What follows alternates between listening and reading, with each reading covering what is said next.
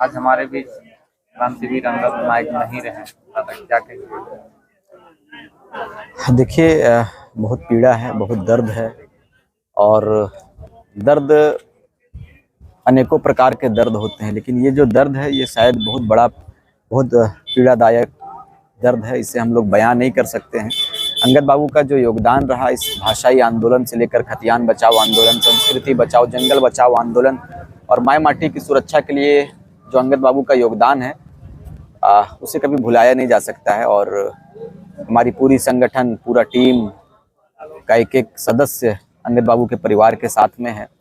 और हमने आज एक ऐसे लाल को खो दिया शायद जिनकी आवश्यकता इस राज्य को थी।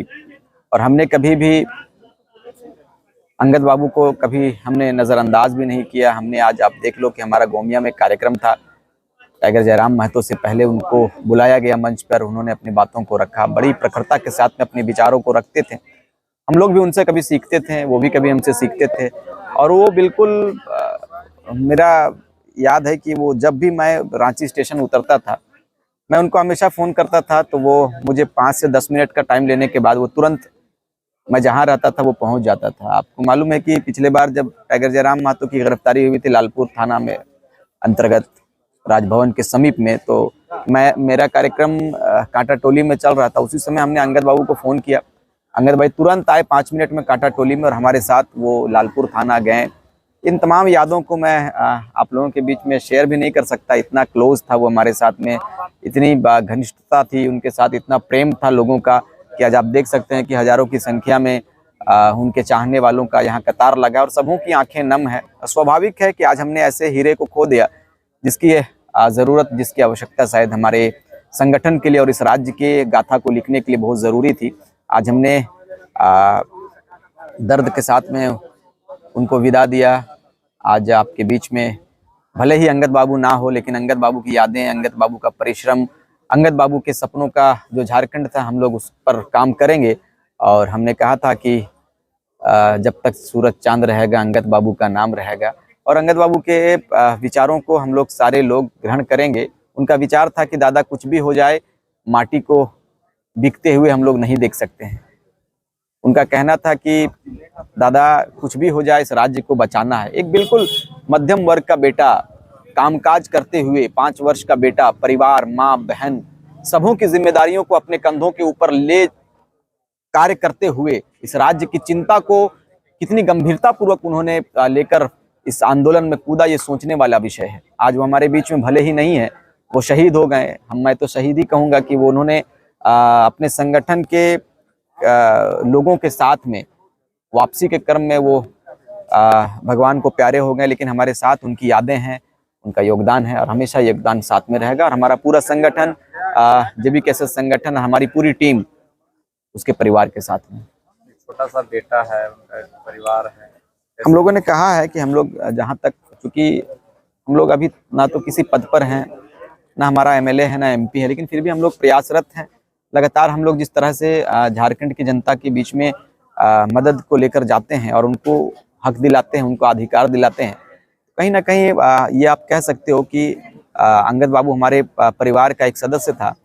तो स्वाभाविक है कि यदि एक परिवार का सदस्य जो गार्जियन होता है, यदि हमारे साथ में गार्जियन है और गार्जियन यदि इस दुनिया से चले जाते हैं, तो स्वाभाविक है कि गार्जियन के सदस्यों का उसका अधिकार, उसका देखभाल, उसकी रक्षा सुरक्षा उनके कंधों के ऊपर आ जाती है। जरूरी जाहिर सी बात है कि आज हमारे कंधों के ऊपर इतनी बड़ी जिम्मेदारी है।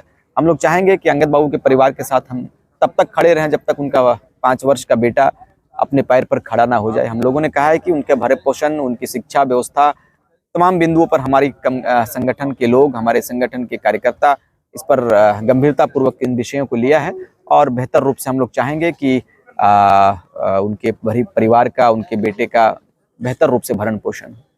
इस तरफ से लगातार एक खतरा बना हुआ है JBKSS में, लगातार धमकियां मिल रही है।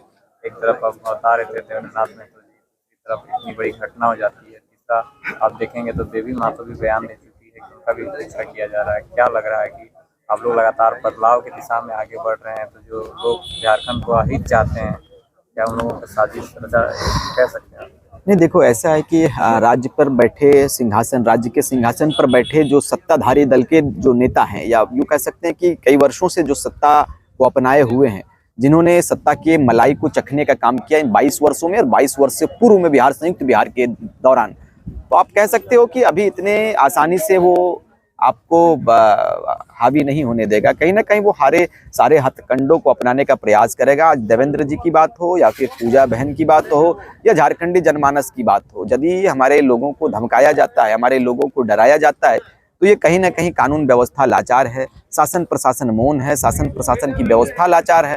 ये पोलियो मारा हुआ व्यवस्था को हम लोग हटाएंगे और 24 में बेहतर सरकार हम लोग बनाने का पुरजोर प्रयास करेंगे। हमारी कोशिश है और शुरू से हमारी आंदोलन की शुरुआती दौर से ही हमारी कोशिश रही है कि राज्य के ज्वलंत विषयों के साथ में हम आगे आए और अपने झारखंड को सुंदर बनाएं। आज लगातार हमारे युवा सड़क पर है, हमारे युवाओं की मौत हो जाती है, शासन प्रशासन मौन रहते हैं, लेकिन मैं बिल्कुल स्पष्ट, हमारी नीति और नियत बिल्कुल स्पष्ट है कि राज्य की बेहतरी के लिए, राज्य की सुंदरता के लिए और पलायन को रोकने के लिए और यहाँ पर कैसे रोजगार मुहैया किया जाए, इन तमाम विषयों पर हम लोग गंभीर हैं और गंभीरतापूर्वक से इन विषयों पर हम लोग लगातार अध्ययन बिल्कुल अपने लोगों के बीच में रखते हैं। और यदि हम लोग आते हैं किसी भी चुनावी क्षेत्र से, यदि चुनकर आते हैं या विधानसभा से या सांसद से चुनकर हमारे लोग जाते हैं, तो जाहिर सी बात है हम कह सकते हैं, राज्य की जनता को कह सकते हैं कि हम लोग बिल्कुल वही धरती को सुंदर करेंगे जिस धरती की परिकल्पना विनोद बिहारी महतो ने, बिरसा ने, हमने पहले भी कहा है कि हम बिरसा की भूमि से आते हैं। भगवान बिरसा की धरती को आज बिल्कुल लूटा जा रहा है, चारों तरफ से लूटा जा रहा है, बाहरी नेता लूट रहे हैं, बाहरी नेता काबिज हो रहे हैं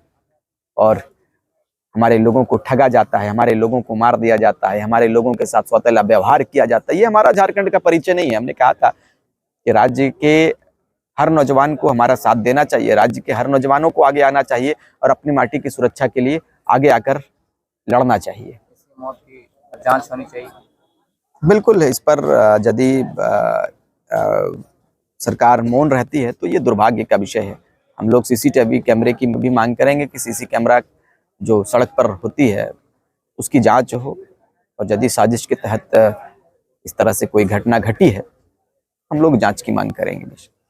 लगातार जो जेबीकेएसएस के नेता पर टारगेट होता है, तो क्या आगे संभल कर चलने की आवश्यकता है? नहीं, इस पर हमारी कोर कमेटी चिंतित है। हम लोग विचार कर रहे हैं कि इस तरह से हथकंडे जो अपनाए जा रहे हैं हमारे लोगों के साथ में, हमारे लोगों को साजिश के तहत यदि जेल के अंदर डालने का प्रयास किया जाता है या हमारे पत्रकार के ऊपर, झारखंडियों के ऊपर, हमारे नौजवानों के ऊपर, हमारी महिलाओं के ऊपर साजिश करके यदि गलत धारा लगाने का, गलत धारा देने का यदि कोई प्रयास करता हो, राजनीतिक करने वाले लोग, राजनीतिक पार्टियां करती हो, तो हम लोगों ने कहा है कि हम लोग इस पर प्रयास कर रहे हैं, हम लोग इस पर विचार करेंगे। हमारी कमेटी है, इस पर बेहतर निर्णय लेने के लिए आगे आएगी। अंगद नायक की आत्मा को शांति के लिए कुछ कर सकते हैं? बिल्कुल, हम लोग आदमकद प्रतिमा का मांग भी किए हैं, बहु बाजार चौक का नाम अंगद नायक चौक रखा जाए और हम लोग वो हमारे दिल में है, हमेशा दिल में रहेंगे।